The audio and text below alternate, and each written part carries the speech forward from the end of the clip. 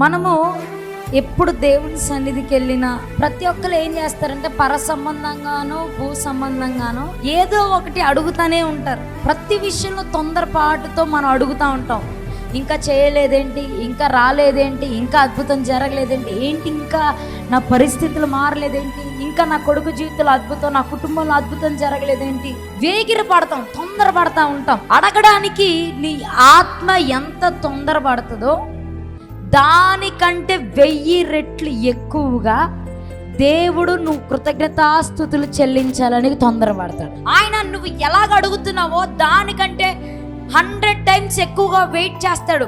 ఈరోజు చెప్పిందా కృతజ్ఞతాస్తుతులు చెప్తుందా లేదా ఈరోజు చెప్పిందా లేదా అని ఆయన ఏం చేస్తాడంటే వేచి ఉంటాడంట. నీ రెస్పాన్స్ కోసం, నీ మాట కోసం, నువ్వు థ్యాంక్ యూ యేసయ్యా అని చెప్తావని, నువ్వు కోటి స్తోత్రాలు చెప్తావని ఆయన ఏం చేస్తాడంటే వేగిర పడతాడు నీకోసం.